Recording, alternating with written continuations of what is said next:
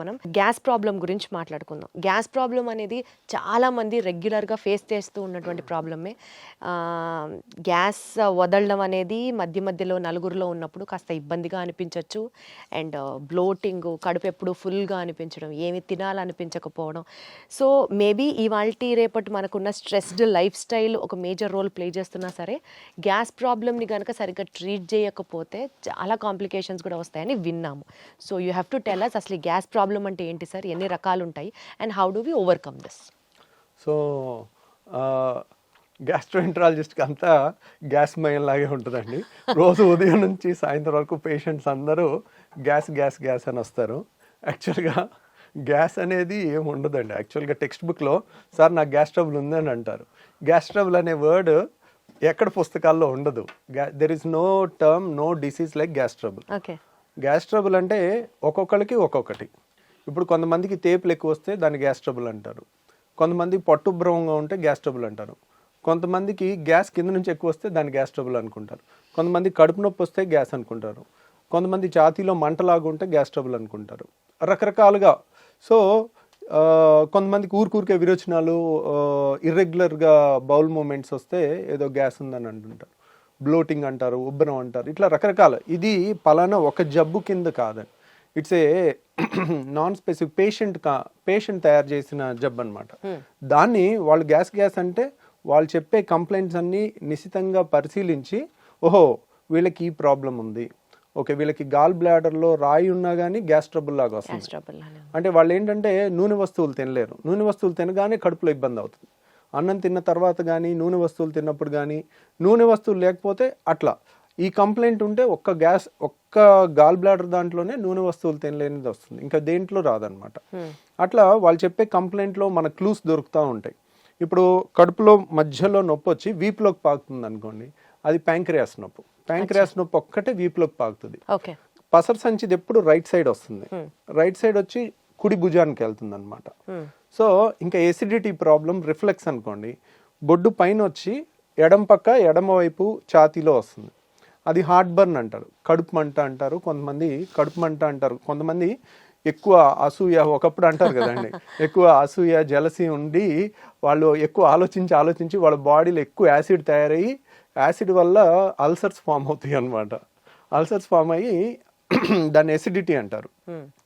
ఆ యాసిడ్ ఎక్కువ ఉన్న వాళ్ళకి అన్నవాహిక అనేది మనకి గొంతు నుంచి పొట్టలోకి వెళ్ళే ఇసోఫేగస్ని అన్నవాహిక అంటారు. అది ఛాతీలో ఉంటుంది అనమాట. అది కొంచెం లెఫ్ట్ సైడ్ ఉంటుంది, హార్ట్ వెనకాల నుంచి వెళ్తుంది. కాబట్టి వాళ్ళందరికీ హార్ట్ బర్న్ లాగా వచ్చి గుండె నొప్పి ఏమో, చచ్చిపోతామేమో అన్న భయంతో వస్తారు వాళ్ళు. పరుగులు తీసుకుంటూ వస్తారు.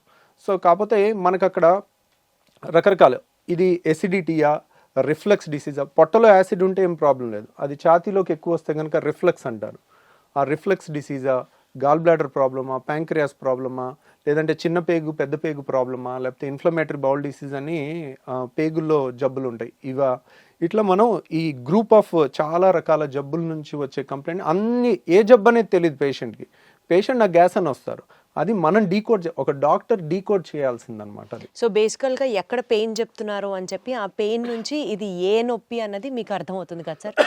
వాళ్ళు చెప్పేదాన్ని బట్టి ఏ నొప్పి ఇది అన్నది మీకు అర్థమవుతుంది. అంటే పేషెంట్తో మనం క్లీన్గా మాట్లాడితే కొంతవరకు వాళ్ళు చెప్పేదాన్ని బట్టి మనకు అందాజుగా ఐడియా వచ్చేస్తుందండి.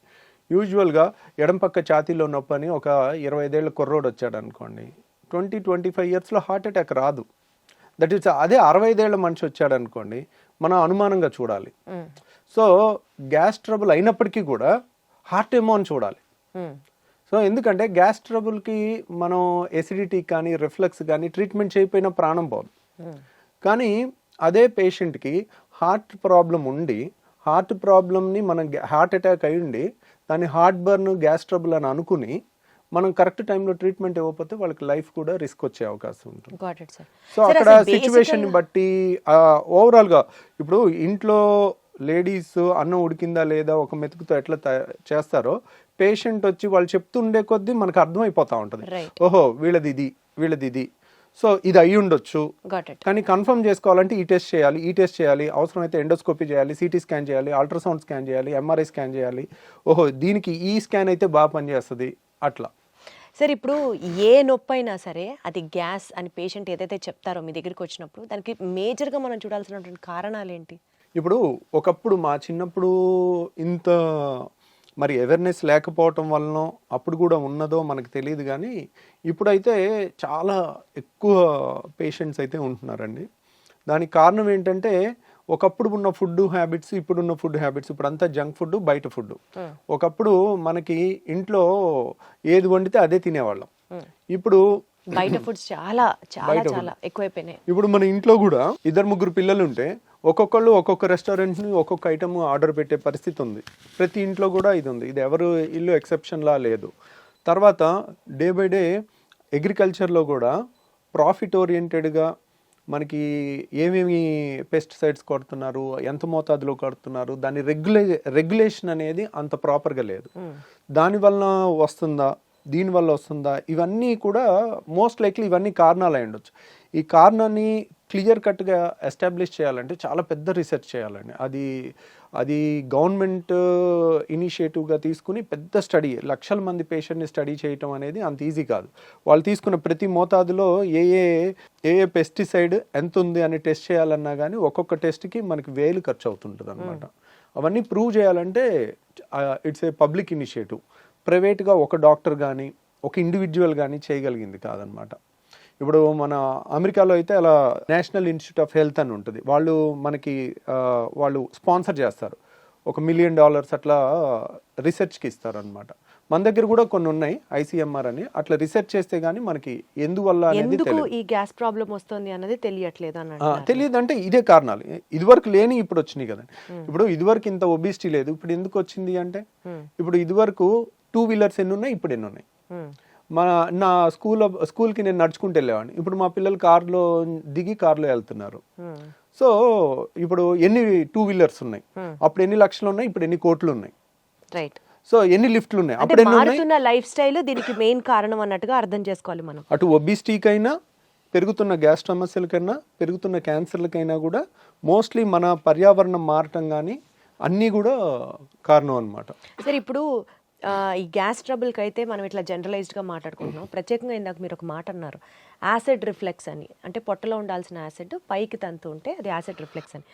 అది కూడా ఎక్కువగా వింటున్నాం. అది కూడా ఒకలాంటి గ్యాస్ ప్రాబ్లమే అంటారా? దాని గురించి ఏమైనా డీటెయిల్గా మాట్లాడుకుందాం. అంటే చాలా మందికి అండి ఎసిడిటీ అంటే 2 రకాలు. ఒకటి పొట్టలో యాసిడ్ ఎక్కువ తయారవటం, టెన్షను, ఇర్రెగ్యులర్ ఫుడ్ హ్యాబిట్స్, ఆలోచన ఎక్కువ ఉండటం, సో పని ఒత్తిడి ఎక్కువ ఉండటం వల్ల బాడీలో యాసిడ్ ఎక్కువ తయారవుతుంది. ఎప్పుడైతే యాసిడ్ ఎక్కువ తయారవుతుందో మనకి కడుపులో మంట వస్తుంది, వాళ్ళకి బొడ్డు పై భాగంలో మంటలాగా వస్తుంది. సో ఆ మంట అనేది ఎప్పుడైతే పొట్టలో పై భాగంలో మంట వస్తుందో అది ఒక రకమైన ఎసిడిటీ. దానికి సింపుల్గా యాసిడ్ తగ్గించే యాంటాసిడ్ మందులు కానీ, కొత్తగా వచ్చిన PPIs కానీ, అంటే ప్యాంటోప్రజోల్, రాబిప్రజోల్, ఒమిప్రజోల్, ఇసోమిప్రజోల్ అంటే రకరకాల ఏది వేసినా కానీ చాలా రిలీఫ్ వచ్చేస్తుంది. తర్వాత రెండోది ఏంటంటే మనకి డైలీ మన నోట్లో ఉమ్ము ఉంటుంది, దాని pH 7.4 ఉంటుంది. మన స్టమక్లో హైడ్రోక్లోరిక్ యాసిడ్ ఉంటుంది, అది కాన్సన్ట్రేటెడ్గానే ఉంటుంది. అంటే దాని pH వచ్చేసి 2 ఉంటుంది, లెస్ దాన్ 2, 1.5 to 2. అంటే వెరీ ఎసిడిక్ ఎన్వైర్న్మెంట్. ఎందుకు, మన ఫుడ్ను అంతా డైజెస్ట్ చేయడానికి కానీ, అది ఆ యాసిడ్ ఎన్వైర్న్మెంట్ వచ్చిన క్రిముల్ని, అనవసరమైన క్రిముల్ని చంపడానికి కానీ అదొక ప్రొటెక్టివ్ మెకానిజం, డైజెషన్కి కానీ హెల్ప్ అవుతుంది అనమాట. సో ఈ యాసిడ్ అనేది పొట్టలో ఉండటం సహజ గుణం. కాబట్టి పొట్టలో ఎంత యాసిడ్ ఉన్నా మనకి ఇబ్బంది అయ్యదు. ఎందుకంటే పొట్ట గోడలో స్టమక్ వాల్లో యాసిడ్ని తట్టుకునే శక్తి ఉన్న వాళ్ళని ఆల్రెడీ మన బాడీ తయారు చేసుకుంది. ఇప్పుడు చూడండి, మన అరికాళ్ళు అనేది మందంగా ఉంటాయి. అరికాళ్ళ మీద నడిచినా మనకి అవి మందంగా ఉండటం వల్ల అది అడాప్ట్ అయి ఉంటుంది అనమాట, మనకి ఏ ఇబ్బంది ఉండదు. అంతే బరువు మన చేతి మీద, కాలు మీద, వేరే చర్మం మీద పెడితే ఆ చర్మం ఊడిపోద్ది. ఎందుకు, ఇట్ ఈస్ నాట్, దానికి తయారవ్వలేదు, నడవటానికి అరికాలు తయారైంది. అలాగే యాసిడ్ని తట్టుకోవటానికి మన స్టమక్ వాల్ తయారైంది అనమాట. జీర్ణాశయం యొక్క ఎక్కడైతే యాసిడ్ ఉంటుందో ఆ లోపల పొర యాసిడ్ని తట్టుకునే విధంగా తయారైంది. కానీ మన అన్నవాహిక, ఇసోఫేగస్, ఇక్కడ నుంచి ఇక్కడ వరకు ఉన్న ఇసోఫేగస్ మాత్రం అది యాసిడ్కి తట్టుకునేటట్టు తయారవ్వలేదు. కాబట్టి పొట్టలో యాసిడ్ ఉంటే కొంచెం కడుపు మంట వస్తుంది, చాలా ఈజీగా ట్రీట్ చేయొచ్చు మనం. వాళ్ళకి గ్యాస్ ట్యాబ్లెట్ ఇస్తారు, కొన్ని యాంటాసిడ్ ఇస్తారు, తగ్గిపోతుంది, they will be very happy. కానీ ఈ పొట్టలో ఉండాల్సిన యాసిడ్ ఇక్కడ వాల్వ్ ఉంటుంది, ఛాతీకి పొట్టకి ఛాతీకి మధ్యలో ఒక వాల్వ్ ఉంటుంది, దాన్ని హయాటస్ అంటారు. ఆ హయాటస్లో వెడల్పుగా ఉండి వాల్వ్ లూజ్గా ఉంటే దాన్ని హయాటస్ హెర్నియా అంటారు. చాలామందికి ఎండోస్కోపీ రిపోర్ట్ చూస్తే లాక్స్ ఎలియస్ అంటారు. లాక్స్ ఎలియస్ అంటే లోవర్ ఇసోఫేజియల్ స్పింక్టర్. ఇసోఫేగస్ అంటే అన్నవాహికలో ఇక్కడ ఒక కంట్రోల్ ఉంటుంది, అప్పర్ ఇసోఫేజియల్ స్పింక్టర్ అని. ఇక్కడేమో lower oesophageal sphincter. Lower oesophageal అయిపోయిన తర్వాత స్టమక్ స్టార్ట్ అయిపోతుంది, అంటే జీర్ణాశయం స్టార్ట్ అయిపోతుంది. సో ఇక్కడ వాళ్ళు లూజ్గా ఉంటే కనుక దాన్ని లాక్స్ ఎలియస్ అంటారు, లోవర్ ఇసోఫేజియల్ స్పింక్టర్. లేదంటే అక్కడ లూజ్గా ఉండటం వల్ల హైటస్ హెర్నియా అంటారు. గ్రేడ్ 1, గ్రేడ్ 2, గ్రేడ్ 3, గ్రేడ్ 4 ఉంటుంది. గ్రేడ్ 4 అంటే ఇంత వెడల్పుగా ఉంటుంది అక్కడ. అంటే ఏంటి, ఇప్పుడు ఇక్కడ ఎప్పుడైతే వాల్వ్ చాలా గ్రేడ్ 4 లూజ్గా ఉంటుందో పొట్టలో ఉన్న యాసిడ్ అంతా ఊరికే పైకి వస్తూ ఉంటుంది. పొట్ట అనేది జీర్ణాశయం అనేది మనం ఫుల్గా తిన్న తర్వాత అది గ్రైండర్ ఆన్ అయినట్టు ఆన్ అవుతుంది. ఆన్ అయినప్పుడు గ్రైండర్కి పైన మూత పెట్టలేదు అనుకోండి, ఎట్లయితే పైకి చిమ్ముతుందో అట్లా ఈ పొట్టలో ఉండాల్సిన యాసిడ్ అంతా అది ఫుడ్ తిన్నాక ఇలా పైకి ఇసోఫేగస్లోకి వస్తుంది. ఇసోఫేగస్ గోడ ఏమైంది, మన అన్నవాహిక గోడ అనేది యాసిడ్ని తట్టుకోవటానికి తయారవ్వాల, కాబట్టి అది విపరీతమైన మంట వస్తుంది, దాన్ని హార్ట్ బర్న్ అంటారు. వీళ్ళు ఏం తినకపోతే హ్యాపీగా ఉంటారు. ద మొమెంట్ తిన్న తర్వాత వాళ్ళకి ఒక గంట 2 గంటలు ఆ గ్రైండర్ లాగా ఆడినంతసేపు యాసిడ్ అనుకొచ్చి ఈ ఛాతీ అంతా మంట పట్టేసినట్టు ఉండటం, భుజంలో నొప్పి రావటం, ఎడం భుజంలో రావటం, తర్వాత ఎడం పక్క ఛాతీలో వచ్చేసరికి వెంటనే గుండె ప్రాబ్లం అని గడగడలాడిపోతూ ఉంటారు. ఎక్కడో టీవీలో చూస్తారు 25 ఏళ్ల మనిషి ఒక ఇలా కూలబడి చచ్చిపోతే అది హార్ట్ అటాక్ కాదో కూడా ఎవరికి తెలియదు. ఎవరికి తెలుసు, sudden death, it is a sudden death. Heart attack అని ప్రూవ్ ఉండదు, కానీ అందరూ దానికి లేబుల్ వేసేస్తారు. ఇప్పుడు మీడియా ఎవరన్నా సడన్ గా కోల్బడి చచ్చిపోయారు అనుకోండి, హార్ట్ అటాక్ అని తోసేస్తారు. Who can prove it? దానికి రియల్ గా ప్రూవ్ చేయాలంటే సడన్ డెత్, సడన్ గా కళ్ళు తిరిగి పడిపోయి చచ్చిపోవటానికి చాలా కారణాలు ఉంటాయి. సో ఇప్పుడు అంతెందుకు, మనకి ఒలింపిక్స్ ఆడే ఒలింపిక్ ప్లేయర్స్ కూడా రన్నింగ్ చేస్తూ సడన్ గా కోల్బడి చచ్చిపోయినట్టుంది. మరి వాళ్ళకి హార్ట్ అటాక్ వస్తుందా? అథ్లెట్స్కి రాదు కదా. సో చాలామంది ఏంటంటే మీడియాలో ఎమెచ్యూర్ పీపుల్, అంటే నాన్ ప్రొఫెషనల్ పీపుల్ ర్యాపిడ్ కన్క్లూజన్స్కి వస్తారు. ఆ ర్యాపిడ్ కన్క్లూజన్స్కి వచ్చి ఒక యంగ్స్టరు కళ్ళు తిరిగి పడిపోతే హార్ట్ అటాక్ వచ్చి చచ్చిపోయాడని అలా ప్రొజెక్ట్ చేశారనుకోండి, ఎడం పక్క గుండెలో నొప్పి వచ్చిన, హార్ట్ బర్న్, యాసిడ్ ప్రాబ్లం వల్ల, రిఫ్లెక్స్ వల్ల వచ్చిన వాళ్ళందరూ నిద్రలేని రాత్రులు గడపాల్సి వస్తుంది. అమ్మో నేను చచ్చిపోతే అలాగా. కానీ అసలు ఈ యాసిడ్ రిఫ్లెక్స్ వల్ల ప్రాణాలు పోయే సిచ్యువేషన్ కూడా ఉంటుందా సార్? ఉండదు, కానీ ఆ భయంతో ప్రాణం పోయినట్టు బతుకుతారు వాళ్ళు. అయ్యయ్యో. సో ఎప్పుడైతే ఎక్కడో టీవీలో ఒకటి చూసి సడన్గా యంగ్స్టర్స్లో కూడా హార్ట్ అటాక్స్ పెరిగిపోయినాయి అని మీడియాలో వచ్చింది అనుకోండి, అమ్మో ఎడం పక్క నొప్పి వస్తుంది, నాకు గుండె నొప్పి ఏమో, నేను అలా చచ్చిపోతానేమో, నా పిల్లలు ఏమైపోతారు, నా భార్య ఏమైపోద్ది, ఇంకా రాత్రి అంతా నిద్రపోకుండా అలా కూర్చుని ఉంటారు వాళ్ళు, బయటికి చెప్పుకోలేరు. కానీ వాళ్ళకి ఏదైనా తింటేనే కదా వచ్చేది ఆ అనీజీనెస్. కానీ వచ్చినప్పుడు కూడా మరి తింటే అంటే ప్రతి పూట తింటారు కదా. ఇప్పుడు కొంతమంది ఇర్రెగ్యులర్ టైమింగ్స్లో, ఈ కాలంలో స్ట్రెస్ లేని జాబ్ ఏది ఉంది, కరెక్ట్ టైంకి ఫుడ్ తినే జాబ్ ఏది ఉంది? అందరూ పరుగులు తీస్తా ఉండి రాత్రి 10ంటికి వచ్చి బిర్యానీ తిని వచ్చారనుకోండి, అర్ధరాత్రి 12ంటికి వాళ్ళకి వస్తుంది కరెక్ట్గా. ఆ టైంలో ఇంకా వాళ్ళు నిద్రపోరు, పాపం ఒకసారి ఇంట్లో వాళ్ళు నిద్రపోనివారు, కొంతమంది సైలెంట్ గా సఫర్ అవుతా ఉంటారు. మరి ఏంటి సార్ దీనికి ప్రాబ్లం? ఆ లూజ్ అయిన వాల్వ్ ని టైట్ చేయొచ్చా? ట్రీట్మెంట్ ఏంటి? ఇంకా వాళ్ళు ఏం తినకుండా ఉండాలా? అంటే గ్యాస్ ట్రబుల్లో చాలా మంది ఇలాంటి పేషెంట్స్ ఏంటంటే వీళ్ళకి మందులు ఇచ్చి ఫస్ట్ తగ్గించవచ్చండి. అంటే కంప్లీట్గా తగ్గించకపోయినా కంప్లీట్గా ఒక వాల్వ్ అనేది స్ట్రక్చరల్ డిఫెక్ట్ ఉంటే it has to be rectified. Okay. Acid ఎక్కువ ఉందనుకోండి, యాసిడ్ని తగ్గించవచ్చు. ఇక్కడ యాసిడ్ ఎక్కువ ఉండటం ప్రాబ్లం కాదు, నార్మల్ ఉండాల్సిన యాసిడే ఉంది, కానీ పొట్టలో ఉండాల్సిన ఛాతీలోకి వస్తుంది. రైట్. సో అక్కడ లూజ్గా ఉన్న వాల్వ్ని సో ఏదో విధంగా టైట్ చేసుకోవాలి. ఆ టైట్ చేసుకునే ముందు మనకి కొన్ని జాగ్రత్తలతో తగ్గించవచ్చు. ఆ జాగ్రత్తలు ఏంటంటే రిఫ్లెక్స్ కేర్ అంటారు దాన్ని.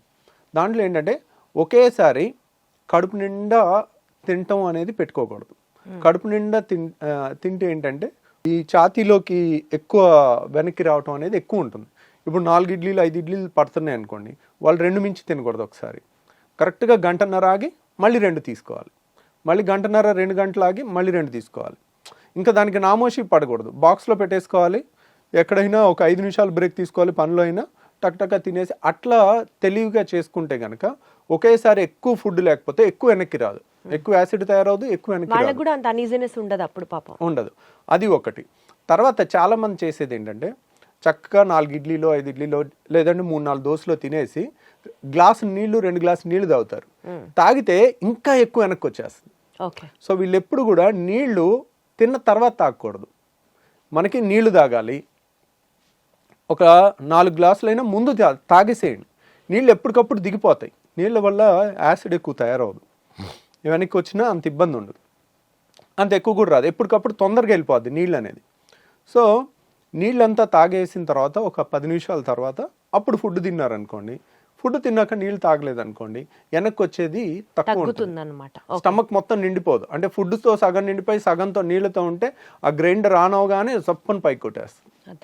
సో ఇలా రిఫ్లెక్స్ కేర్ అని ప్లస్ యాసిడ్ తగ్గించే టాబ్లెట్స్ కొన్ని వేసుకుంటే కూడా చాలా రిలీఫ్ వస్తుంది వాళ్ళకి. ఓకే.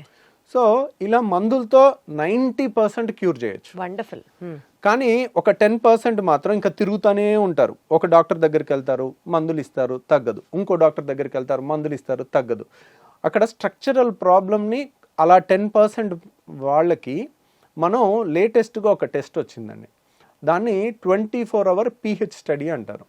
అంటే 24 గంటలు మనం హాస్పిటల్లో ఉంచి ఒక మెషిన్కి బెల్ట్ దగ్గర పెట్టేస్తాం, బెల్ట్ దగ్గర పెట్టేసి సన్న దారం లాంటిది ముక్కులోంచి స్టమక్ వరకు పంపిస్తే దాని మీద pH సెన్సార్స్ ఉంటాయి. అంటే ఇక్కడ ఎంత pH ఉంది, పొట్టలో ఎంత pH ఉంది అనేది 24 అవర్స్ మనం టెస్ట్ చేయాలి. టెస్ట్ చేస్తే యాసిడ్ ఇక్కడ కూడా ఎక్కువ ఉందని వచ్చినప్పుడు pH ఇక్కడ 2 ఉంటుంది, ఇక్కడ 7 ఉండాలి, ఇక్కడ కూడా 2 ఉందనుకోండి, that indicates reflex disease, acid reflex disease. దాన్ని కన్ఫర్మ్ చేసుకున్న తర్వాత అది ఆ టెస్ట్ పాజిటివ్ వస్తే మాత్రం సర్జరీ చేసుకోవాలి. ఆ టెస్ట్ కొంచెం కాస్ట్ ఎక్కువ ఉంటుంది, 24 గంటలు హాస్పిటల్లో ఉండి చేసుకోవాలి.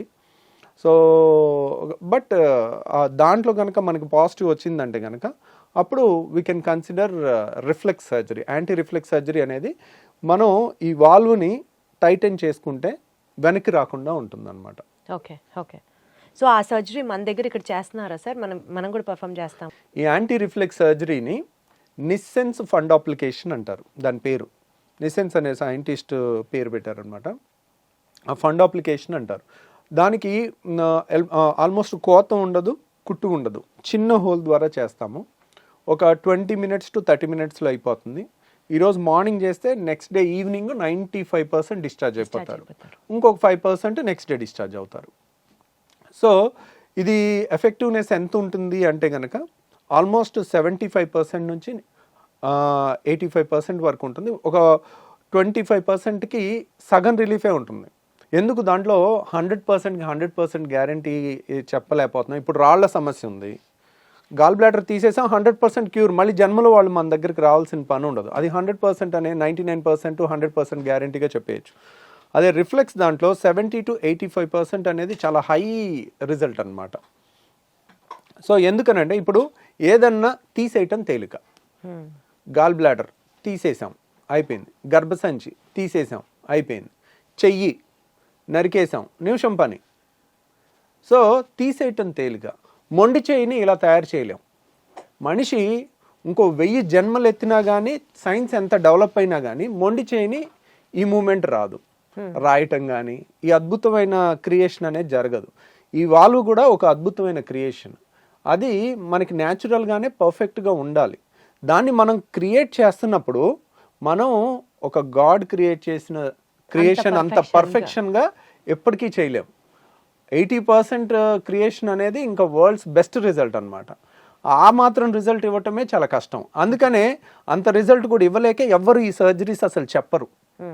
మీరు 10 మంది నా దగ్గరికి సర్జరీ కోసం వస్తారు, వాళ్ళు ఆల్రెడీ 10 మంది గ్యాస్ట్రోఎంట్రాలజిస్ట్ని చూసుంటారు. ఇంకెక్కడ దొరక్క బాధపడి పడి పడి తిరిగి చివరికి ఇక్కడన్నా ఏదన్నా దొరుకుద్దేమో అని వచ్చే వాళ్ళు ఉంటారు. అట్లా వచ్చి తగ్గిన వాళ్ళు చాలామంది ఉన్నారనమాట. మనం ఆల్మోస్ట్ ఇండియాలోనే హైయెస్ట్ సర్జరీస్ చేస్తాం. ఇదేంటంటే టెక్నికల్లీ ఛాలెంజింగ్ అనమాట.